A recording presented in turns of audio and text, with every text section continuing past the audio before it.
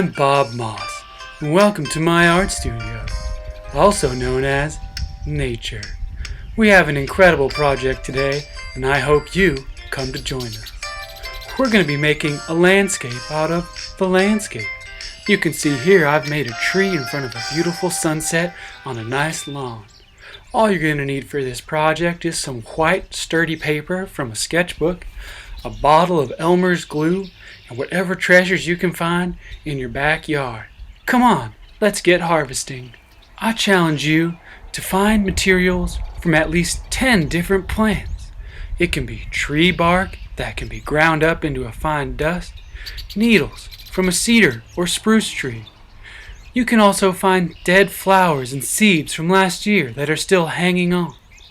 And if you look around your yard, you can get some grass, some dried perennials, leaves, whatever you find.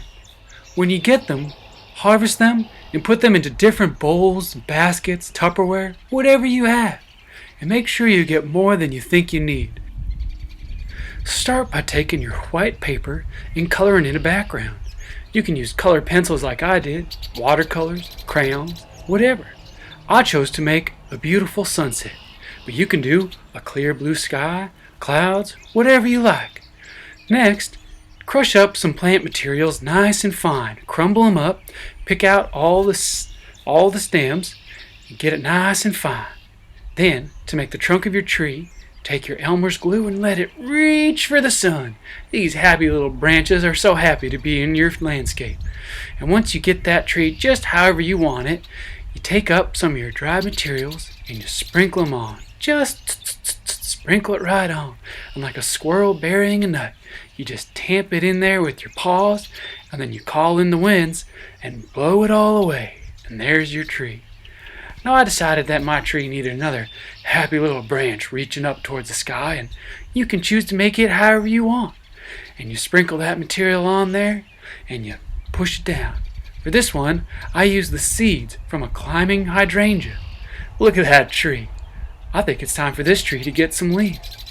Nature's creative, and so are you, so use whatever you got. I use coniferous needles to make deciduous leaves for my tree. Isn't that neat?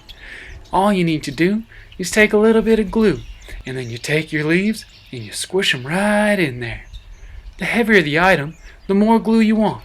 So you just put the glue anywhere you think this tree could have leaves, and you just put them on. And before you know it, your drawing is going to look like midsummer. Ooh, I can't wait for those leaves to come. And these happy little leaves just grow wherever, and before you know it, you've got a tree with a full canopy. Bring in the breeze to see who's really not stuck on there, and you can add a little bit more glue to fill out your tree just as you like. There we go. Next, I thought this landscape could use a little bit of grass. So I took some spruce needles from a Norway spruce, and you just pick the needles off a few at a time, and when you're ready, you get a nice layer of glue. The glue is kind of like the soil that you plant the grass in. Oh, and Scoochie, my dog, came to visit. And you put the glue down and you plant some grass and you press it in and you get yourself a nice lawn. Oh, look at that. I ran out of needles. Time to go visit the spruce tree and break some up. Don't worry if you run out. Just get some more. It's all part of the fun.